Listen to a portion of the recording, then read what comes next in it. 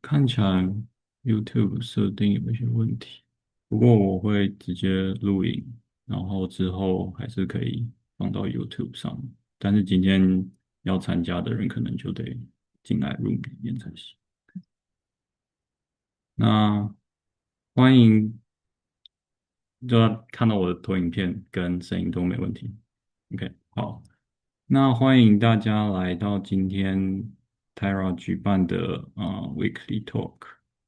那主题是视觉注意力与适应在视觉皮质的交互作用。那讲者是李兴浩。对，那在开始今天的演讲之前呢，先让我简单的介绍一下 TYRA 这个组织。那我是松木，我现在是在费城的 Thomas Jefferson University 当 postdoc。那今天的流程主要是我会先介绍一下 Project TYRA 这个组织，然后接下来是主要的演讲，那大概是40到45分钟。那最后会有 Q&A。那 Q&A 结束之后，如果你还想要留下来和讲者有一些私下的交流的话，也可以继续留下来。然后，TYRA 是台湾青年研究者协会。那我们的目的主要是希望串流全球的台湾学术人才，所以我们会举办各种活动，包含海外研究所申请指导、周例演讲，然后各式的职涯讲座等等。那目前为止，我们已经举办了将近300场的演讲，然后有超过1000位的会员，我们也媒合了超过2000位的导师及导生。那 MMP 这个 program 主要是媒合导师和导生，然后让导师能够协助想要申请海外研究所的导生来指导他们准备文件、面试等等。那我们会在每年的5月左右招募这些热心的导师，然后有海外研究所申请经验的老师来。然后接下来我们会在7月到9月的时间，我们会招募学员，然后也会帮忙做媒合。那从5年前开始这个计划呢，我们就是每年媒合的导师及导生呢都是越来越多。那在这边也要特别感谢这些呃热心无偿帮忙的导师们，这样子。那 TYRA 除了会帮忙媒合导师及导生之外，我们也会举办一系列呃跟海外研究所申请相关的讲座，像是我们会请有在海外研究所担任招生委员会的导师来分享他们的经验，我们也会找过去有参与过 AMP 的导师及导生来分享他们的经验。那除了 NMP 之外，TYRA 主要会举办每周的学术演讲，让不管你是硕博生、博后，甚至是 faculty，你有一个免费的平台，能够来分享自己的研究。那我们的学术领域呢是不限制的，就是从呃人文、理工，甚至到生物都可以的。那除了 Weekly Talk 之外呢，我们也会举办呃各种职涯讲座，像是不同领域的职涯发展，甚至是签证等等相关的主题。那我们也会不定期的和其他的学术组织举办活动。那像是台湾 GPS Fulbright、EDU Education USA 等等，都是我们常合作的伙伴。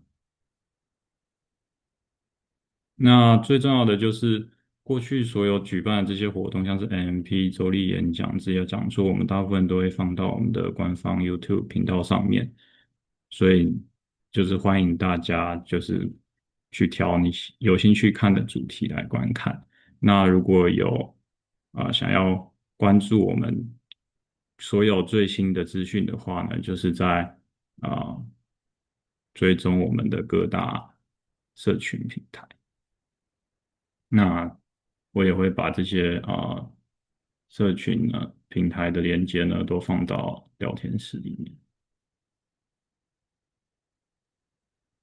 那 TYRA 在去年呢成为了美国的非营利组织，所以也很欢迎大家如果想要捐钱给我们的话。那这些钱主要就是用在，例如说参与的参与 MP program 的导师，或者是向讲者来分享他们的研究，那我们就会有一些小额的支付这样子。那最后来广告一下，就是 TYRA 在2月，就是今天是最后一个活动。那因为接下来就过年，然后3月开始呢，我们就会重新开始举办一系列的活动，包含了法律的职涯讲座，还有气候或是生物相关的周例演讲。那一样就是欢迎追踪我们的平台。OK，哦，sorry。最后再广告一下这个，教育部在2月底还有3月初的时候呢，会到美国的6个城市，纽约、DC、波士顿、旧金山、洛杉矶、休斯顿举办揽才活动，所以很鼓励大家在美国的伙伴们，如果有这方面想要了解更多这个资讯的话呢，就是到这些地方来参与活动啊。特别的是休斯顿还有呃活动的直播，所以很欢迎大家来参加这个活动。OK，那关于 TYRA 的介绍就到这边，那我们接下来就请今天的讲者开始他的演讲。先分享一下我的荧幕，可以看到我的荧幕吗可以。？Okay, so the talk will be in English, but I can stop and translate things if it's unclear. It can feel free to stop me if anything is unclear. So thanks everyone for joining. I'm going to share about what I studied during my PhD. So the talk is about how do visual adaptation and covert spatial attention interact. And my name is Hsing-Hao Lee. I'm a fifth year PhD student at NYU.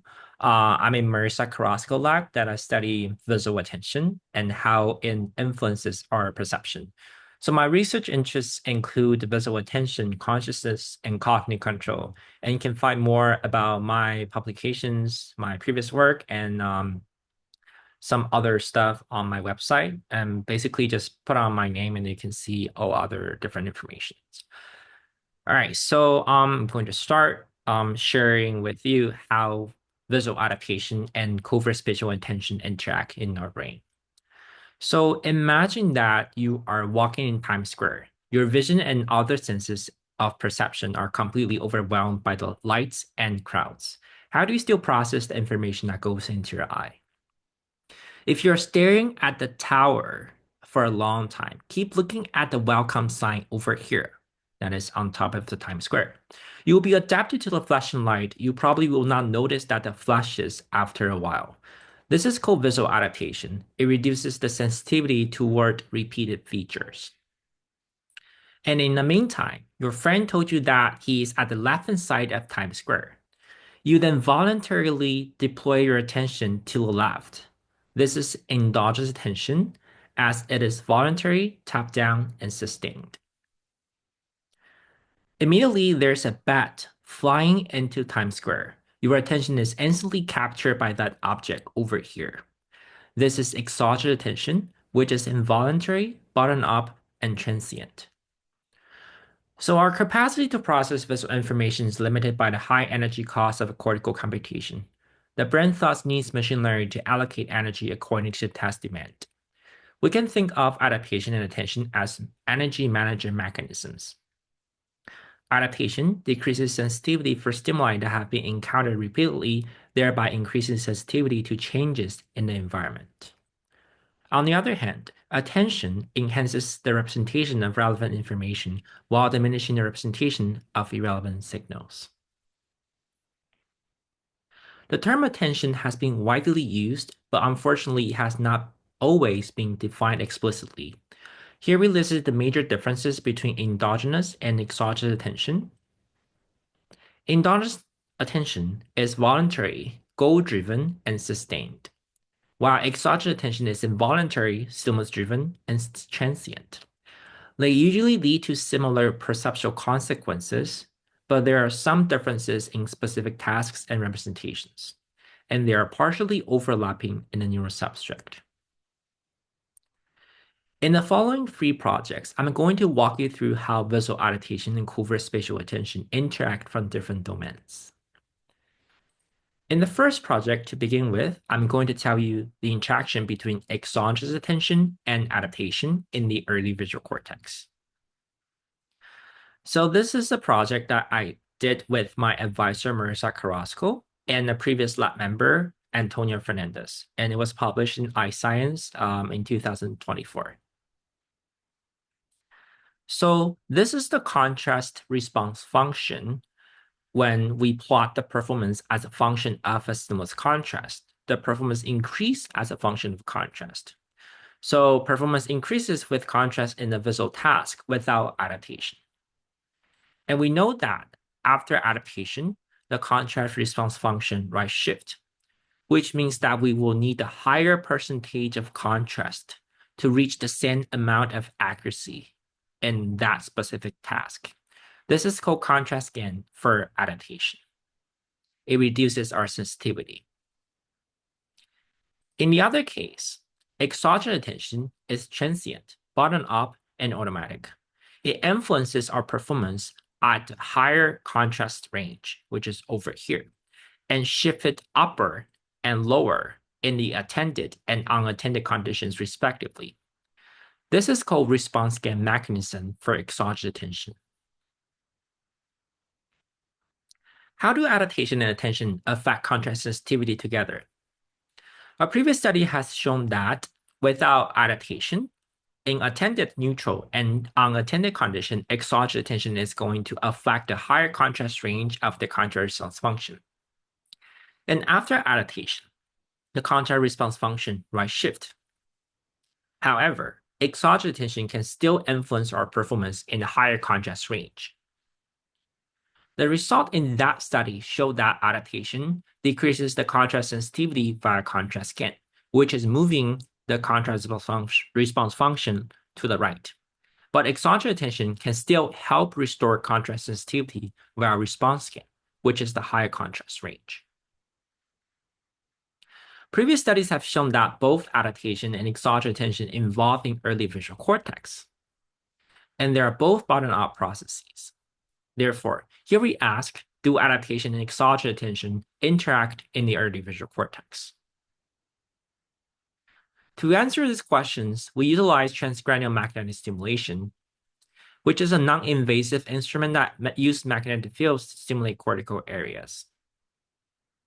It briefly disrupts excitation and inhibition of neurons.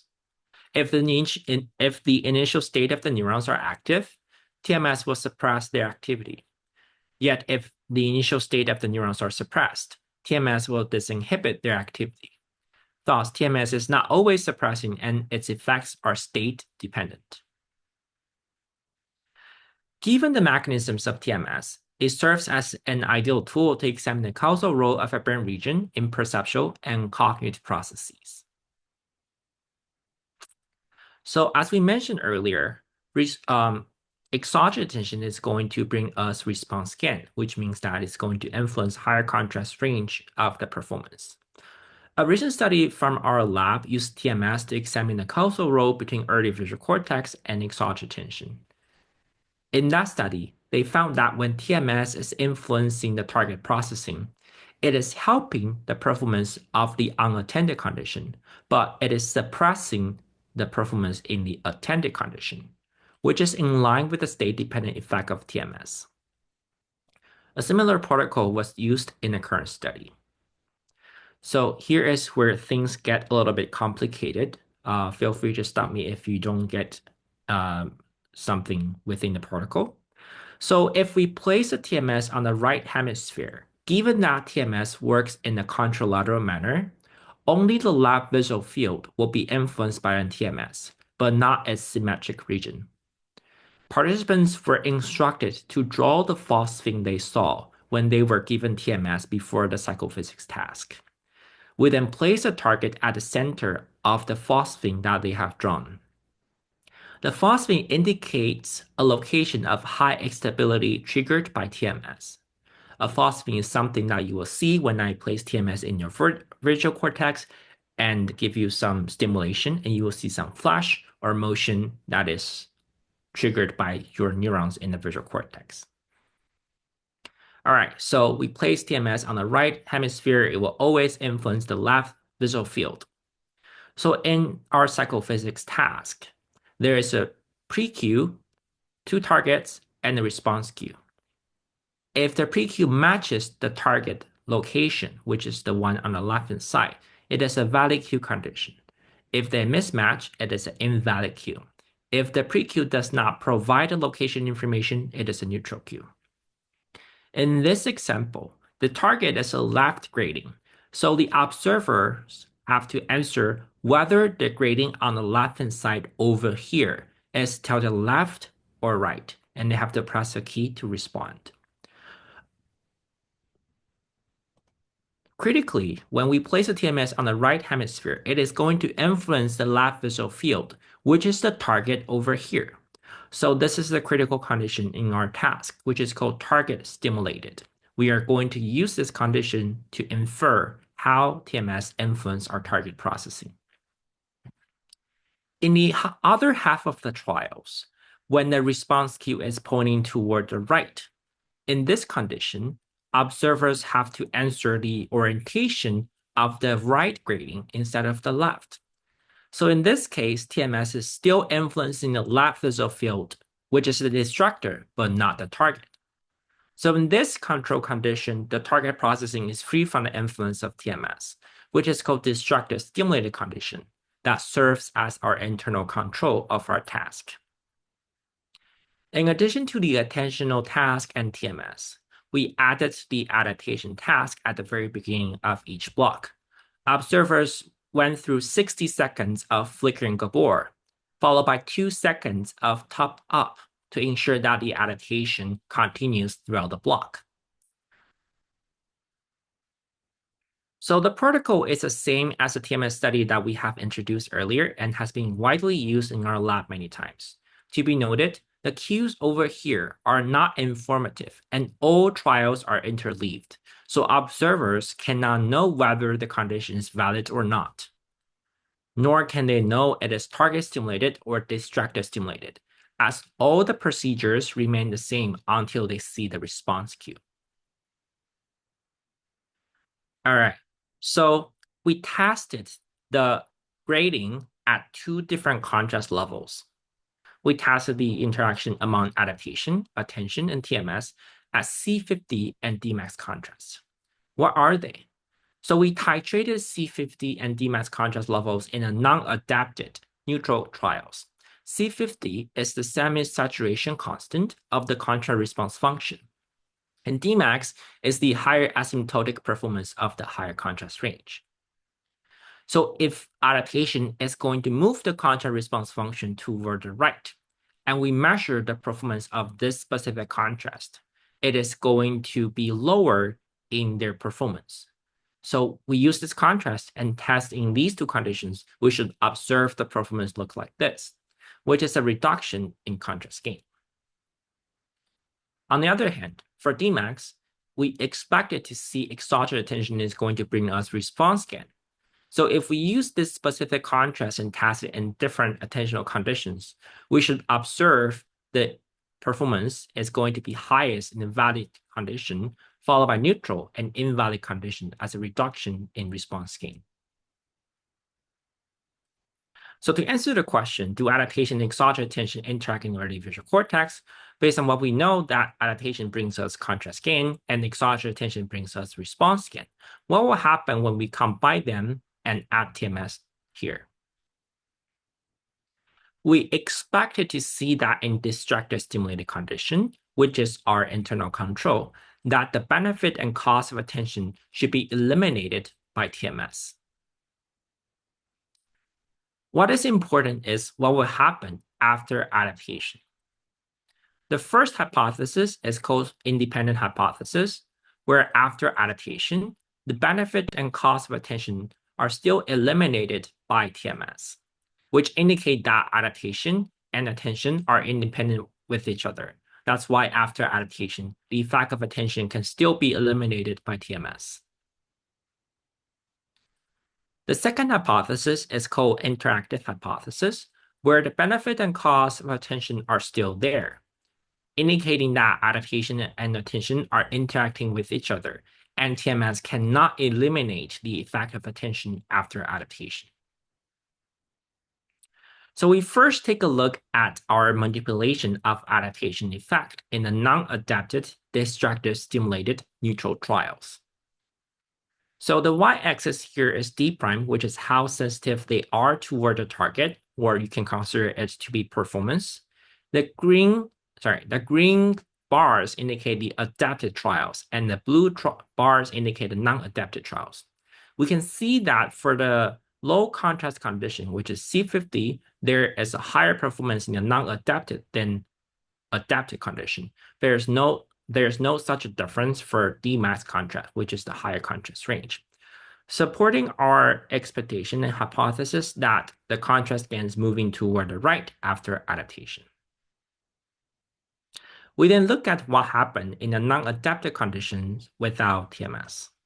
So we observe the attentional effect, which is valid, neutral, or invalid for D max contrast level, and a little bit for C50. And when TMS is involved, the benefit and cost of attention were eliminated, which is in line with previous studies. We then look at what happened after adaptation without TMS. Here, we still observe the attentional effect. The most critical condition is what will happen after adaptation when TMS is involved. Surprisingly, what we observe here is that the attentional effect is still there, in line with our hypothesis that is interaction between adaptation and exogenous attention.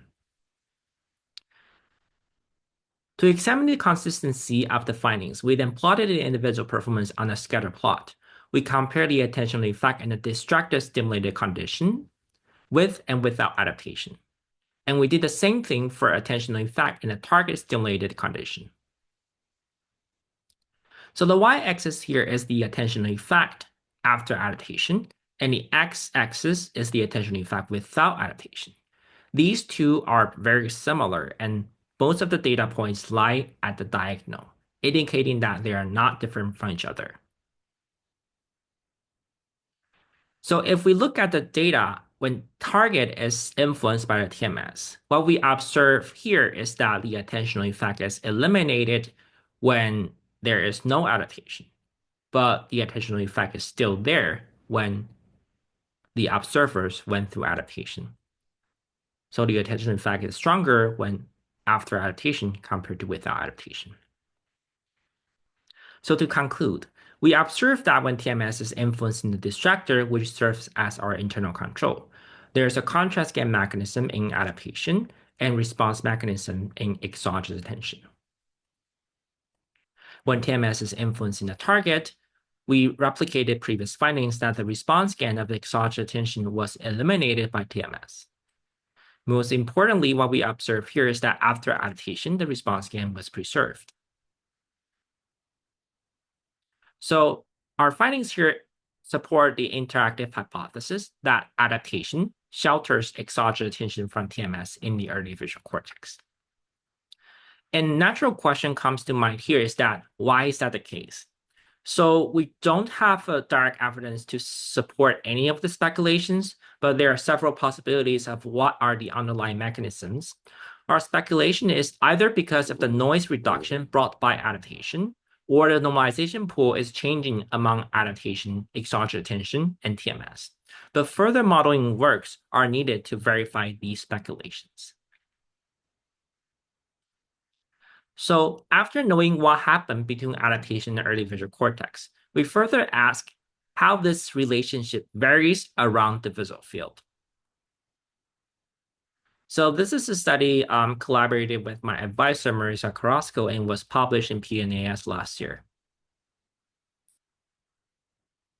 So visual performance varies around the visual field, or to be exact, varies around the polar angle, which means that where it is around the visual field. So our performance is better along the horizontal meridian than vertical meridian, which is called horizontal vertical anisotropy, or HVA. Our performance is also better along the lower vertical meridian than upper vertical meridian, which is called vertical meridian asymmetry, or VMA. These asymmetries are ubiquitous in daily life and have been observed in several visual tasks before. However, so far there is no visual processing that can alleviate these asymmetries, making it a very hard question for people in the vision field. Previous studies have shown that when equating the discriminability of the grading at different locations by adjusting the contrast, endogenous attention improves contrast sensitivity similarly around the polar angle. That is to say, attention does not help more at vertical meridian where we are poor at, indicating that overspatial attention cannot alleviate visual performance asymmetries. They just boost the performance similarly at each location. So a question came to my mind. What about visual adaptation? Visual adaptation is closely related to attention as we have just introduced. However, it's unknown whether visual performance will be suppressed similarly around visual field. There are three different possibilities. The first one is it may be comparable effect around the visual field, just as covert spatial attention. The second possibility is that the adaptation effect may be stronger where receptive field size are larger and thought stimuli are less precisely encoded. The less encoded locations may have a stronger adaptation effect. That is to say, it may be stronger at the vertical than horizontal meridian. The third possibility is that it may be stronger at horizontal than vertical meridian because the cortical surface area is larger for horizontal than vertical meridian. There are more neurons being suppressed at horizontal meridian, so the adaptation effect could be stronger. To answer this question, I asked my subjects to do the adaptation task and non-adaptation task on different days, just as the TMS study I just introduced. The target location was blocked and was presented in a random order. So there's no uncertainty about where the target will be, but the target location vary at different blocks. Observers were asked to judge whether the grading here is tilted counterclockwise or clockwise compared to the horizontal reference. We titrated and measured the contrast threshold for adapted and non-adapted condition at each location respectively. So we will have 4 different contrast thresholds for the adaptation condition and 4 different thresholds for non-adapted condition. Because of the radial bias phenomenon, which indicates a better performance when using the horizontal stimuli at the horizontal meridian and better performance when using vertical stimuli at vertical meridian, the horizontal vertical asymmetry may be exacerbated when using horizontal stimuli here. To ensure that what we observed here are free from the radial bias, we also tested the observers using vertical grading as the adapters and targets. So the procedure and the participants were exactly the same. We used different tilt angle here and we asked them back to do the same task. Basically everything is the same, just that we changed the grading toward vertical. All right, so let's take a look at the results here. What do we see in a non-adapted condition first? The first of all, we have to make sure that we observe the typical performance asymmetries around the visual field. We take a look at the data of the threshold in horizontal and vertical meridian. So the higher the threshold, the worse the performance.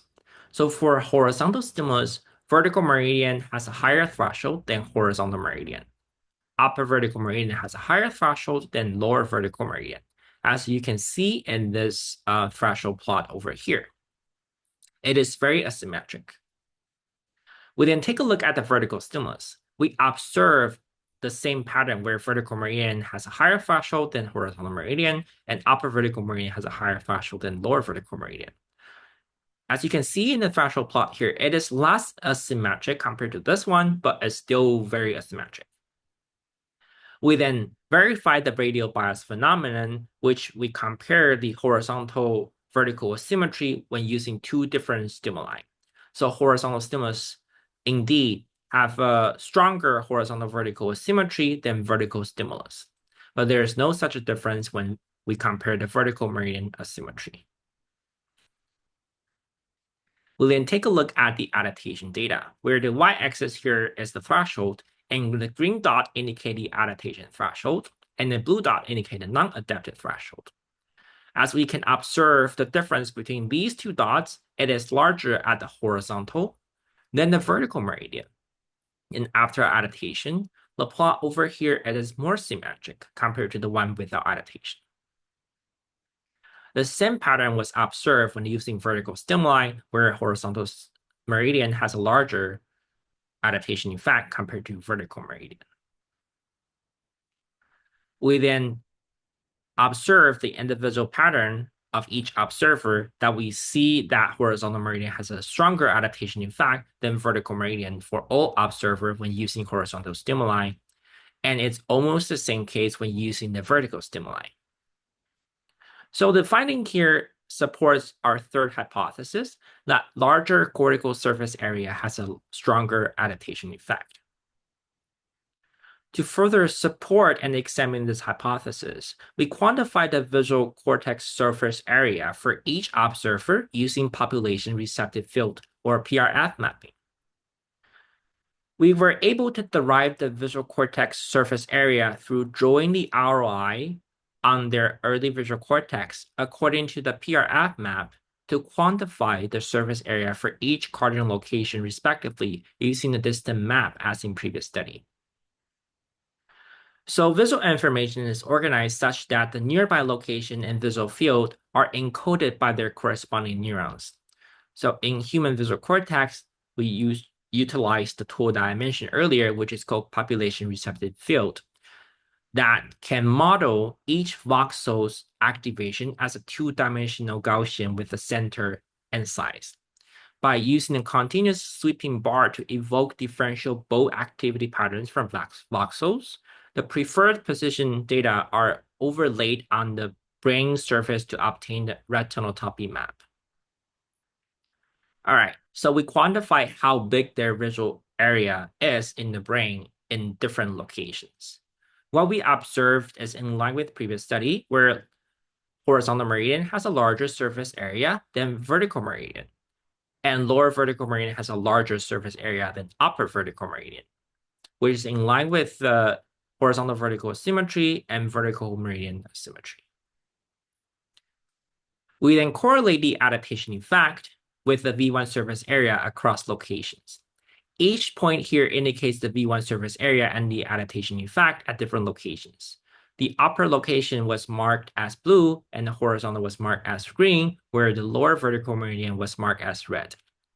We found positive correlations between adaptation effect and the V1 surface area in both types of stimulus orientations, indicating a larger corresponding V1 surface area had a stronger adaptation effect.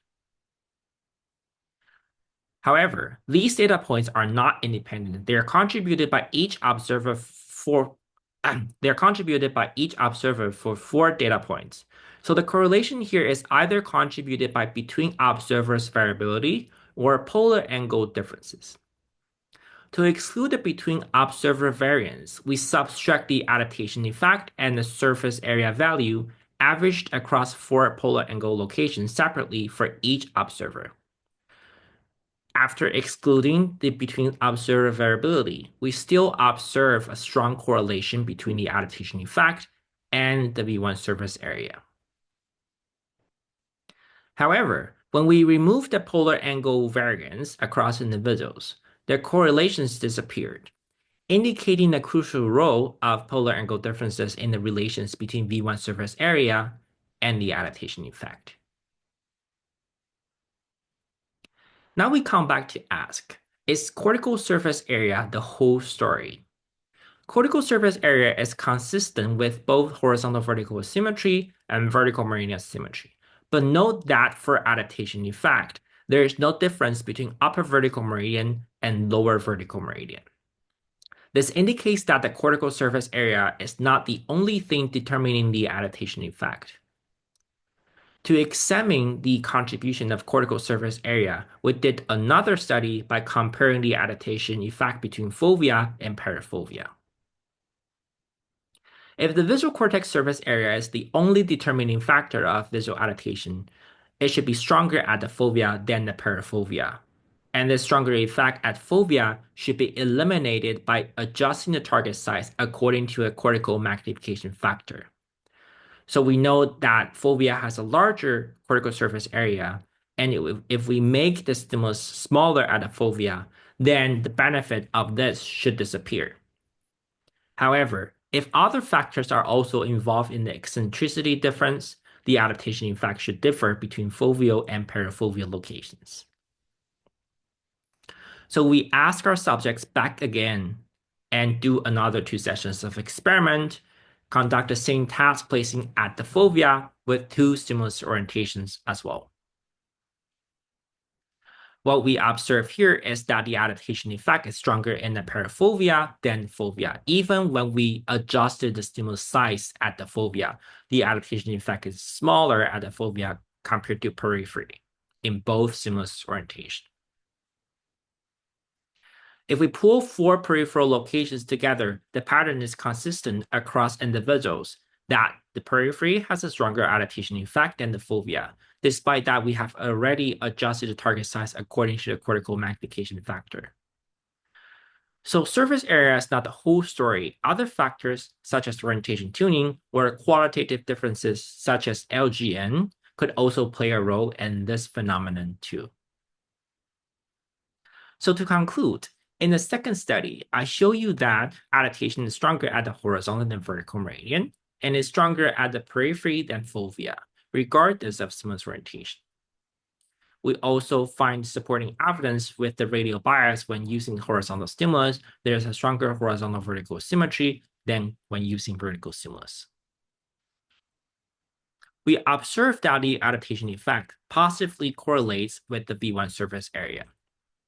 And adaptation alleviates performance asymmetries around polar angle, rendering a more homogeneous perception to the external world. So adaptation is stronger at the horizontal than vertical meridian.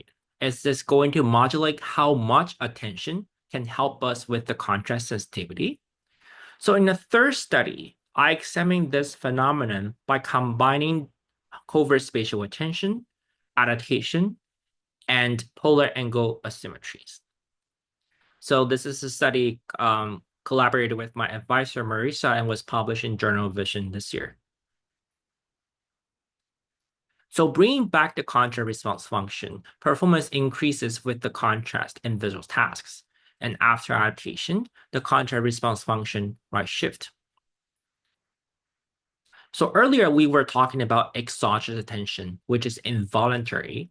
Now, if we take a look at endogenous attention, endogenous attention is voluntary and it primarily affects our contrast gain, which means that it is going to make which means that it is going to make the low contrast stimulus perform better and invalid condition to perform worse. However, we actually don't know what will happen after adaptation when endogenous attention is involved. Is it going to restore the contrast sensitivity a similar level as the one without adaptation, or it is actually going to help us more after adaptation. The third possibility is that it can actually be less helpful compared to the one without adaptation. So the first question we want to ask is, does endogenous attention restore contrast sensitivity after adaptation? If so, how much? As we just introduced, covert spatial attention cannot alleviate visual performance asymmetries. But what will happen after differential adaptation effect at the horizontal and vertical meridian? The first possibility is that even though we have different adaptation effect at different locations, there are still similar attentional effect at different locations. The second possibility is that there will be a stronger attentional effect after adaptation at where we are poor at, specifically upper vertical meridian. Or there could be weaker attentional effect after adaptation at where we are poor at, which means that the upper vertical meridian is going to receive less help from attention.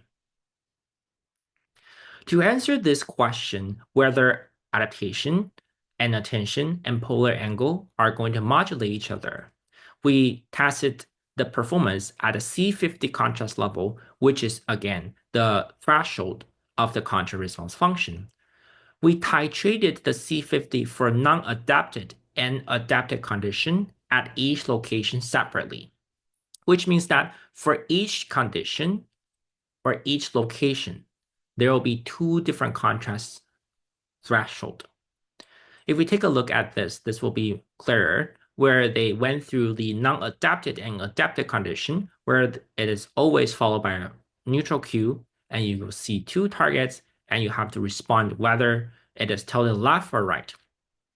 We then adjust the contrast of each grading in different location and different adaptation condition. So each observer will have 8 different thresholds in this task. 4 for these 4 locations without adaptation, and 4 for these locations with adaptation. And then we use the contrast that we derived to test the effect of endogenous attention, which is exactly the same task that we just introduced, but now the cue can be informative, whether it is valid, neutral, or invalid. We first take a look at the data without adaptation. We observe typical horizontal vertical symmetry and vertical meridian symmetry, as the threshold here in the horizontal meridian is lower compared to upper and lower vertical meridian, and lower vertical meridian has a lower threshold compared to upper vertical meridian. We also found that the adaptation effect is stronger at the horizontal meridian than vertical meridian, which is a replication of the study that I just introduced. We then take a look at what happened when attention is involved. So we observe that there is a higher D prime in the valid cue condition, followed by neutral or invalid. The same case for valid, neutral, invalid after adaptation. So we observe typical attentional effect in both adapted and non-adapted condition, and the strength of these attentional effects are similar. This is also true if we take a look at valid D prime minus invalid D prime across individuals. There's no difference when we adapted versus non-adapted. The next important question is what happened at different locations. What we observe here is that at the horizontal meridian, upper vertical meridian, and lower vertical meridian, the attentional effect is comparable. What happened after adaptation? What we observe here is that after adaptation at different location, the attentional effect is still similar, which is surprising because we assume that endogenous attention is supposed to help where we are poor at more, and probably there should be some interaction, but that is not what we found. And the second question is, what about exogenous attention? We examine whether exogenous attention exhibits a similar or distinct pattern as endogenous attention, given their well-established differences in temporal dynamics and their flexibility. So endogenous attention is supposed to help us more where we are poor at, but that is not what we found. What about exogenous attention? So we invited the same group of subjects to do the same task here, where we adjust the pre-cue to be peripheral cue, and the timing also changed according to the exogenous attentional task. Either it's valid, neutral, or invalid. So within the placeholder, there are 5 possible target locations here. It is because earlier when I introduced exogenous attention, it primarily affects higher contrast range. But if you want to induce exogenous attention effect in a lower contrast range, we need to increase their uncertainty and increase their attentional window. This is supported by the normalization model of attention, how the neighboring neurons are suppressed by attention or not. So if you're interested in why we design it this way, we can talk about it later. But yeah, we use it this way to induce the attentional effect when we use a lower contrast in the task. First, we still observe similar attentional effect with and without adaptation when we pull all locations together. Next, we observe a validity effect when invalid and invalid. It is very similar for each observer, as most data points lie along the diagonal. Next, we take a look at how the attentional effect vary around polar angle. So for the non-adapted, they're all similar. Surprisingly, after adaptation, they're also similar. So we observe similar exogenous attentional effect around polar angle regardless of the adaptation condition. So we observe, we replicated the finding that the adaptation effect is stronger at the horizontal than vertical meridian.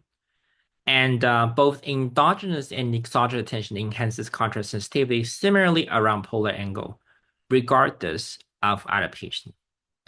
So performance asymmetries are actually resistant to covert spatial attention despite differential adaptation effects. So again, so far, adaptation is the only way that can alleviate these asymmetries.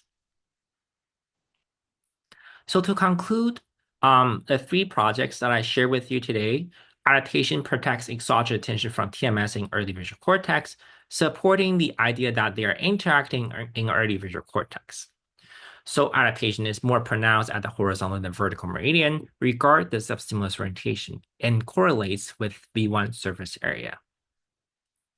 In the 3rd study, I share with you that covert spatial attention enhances contrast sensitivity similarly around polar angle, despite differential adaptation effect. So with all these 3 studies, I focus on how adaptation shapes our perception and its interaction with attention. And I hope you learned something today. And I would like to thank my collaborator, my advisor, and the help and support from my lab. I also want to thank Taiwanese government, including Ministry of Education and 科技部. Now they probably changed their name, 国科会. They're supporting my 4 years PhD and the 5th year PhD. Yeah, right. I'm happy to take any questions if you have any questions. 谢谢信号带来这么精彩，然后有很多资讯的一个演讲。OK，那现在观众如果有问题的话，可以打在聊天室里面，或者是直接开麦克风提问，都可以。那我有蛮多问题，但是我觉得想先问一个。想先确认一下说，就是你这一系列的那个实验，它的刺激就是那个，你看是同样一个角度，然后同样 contrast 的那个刺激，它一直出现的 adaptation effects，就是一开始我没有很搞清楚是你是会多快呈现这些刺激，然后是那持就是续多久？在我们这个 task 当中呢，就是我们会 flicker 这个 grading，然后 flicker 的频率好像应该是7.5赫兹。那他们是 counter phase，就是一下会是 sine wave，一下会是 cosine wave，所以他们不会 overlap，然后它就是一直 flicker。那它 flicker 的时间长是60秒，在每个 block 的开始，然后每个 trial 开始之前也会 flicker2秒钟。那这是 adaptation condition。In a non-adapted condition，就是他们就是 fixate at the center，就是没有其他任何的刺激呈现。所以像这个偏左或是偏右的这个嗯。是，就是都是同样的角度吗？还是你们会有微调不同的角度？所以这个角度就是它到底要 tilt 多大，是根据每一个人自己的，我们会去 tailor 每一个人的 response。所以在嗯实验开始之前，在他们做这个实验之前呢，我们其实会先有一个所谓我们叫做 titration。那 titration 的意思就是说，在化学叫做滴定，就是我们要去滴定它的这个所谓的 threshold 在哪里。所以我们嗯就是去测说每一个人他需要多大的 tilt 角度能够得到某一个正确率。例如说，我希望他是75%的正确率，那他可能在 A 身上他需要2.5度的不一样，2.5度 different from vertical line。那有些人可能是1.5度。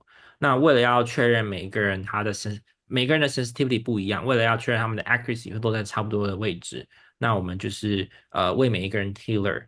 那在量测到他们在 neutral non-adapted 的情况下的呃呃 tilt angle 之后，我们再去测量它的 adaptation 或是 attention 的 effect。我先看一下大家有没有想要问问题，有其他人想要问问题吗？可以直接开麦克风。如果没有的话，我就继续接着问。因为我刚刚想要问的问题，是因为你一开始举例的话是比较生活化的嘛，就是嗯说在日常生活中一些 attention 或者是重复的刺激造成 adaptation，但是你用的就是比较就是很基础视觉的刺激。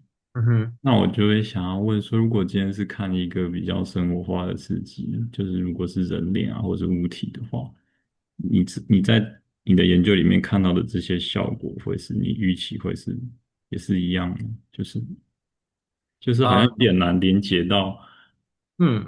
日常生活中比较实际会看到的所以事。我们之所以选用 orientation，是因为orientation 是我们视觉当中最基础的一个 feature。那当然，在 spatial frequency 也是一个基础 feature。那有很多不一样的基础 feature，我们可以去 test。那日常生活中我们看到的东西都是由这些基础的 feature 重重叠加起来的。那是不是这个研究的结果也可以 apply to face perception? I don't really know the answer because we know that different cognitive processes can have different effects on different materials and different stimulus or stimuli because face processing is relatively higher level of perception. It doesn't only have orientation, but it also contains spatial frequency and the contours of different lines and so on. So in order for that to hold, I think that we need more basic science testing for basic features. If all the features among the face hold for this phenomenon, then I think it will hold.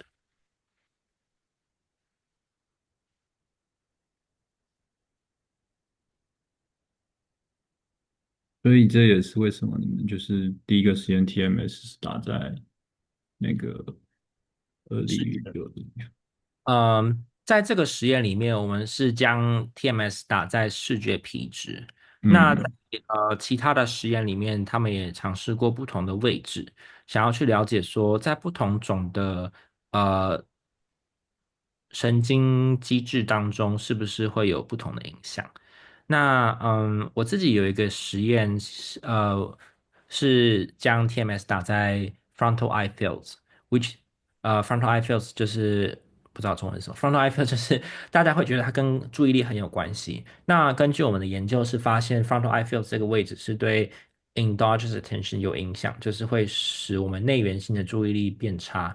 但是它对 exogenous attention 就是现在看到这个paradigm 是没有影响的。那我们想要建立一个 double dissociation, where visual cortex is critical for exogenous attention, and frontal high fields is important for endogenous attention.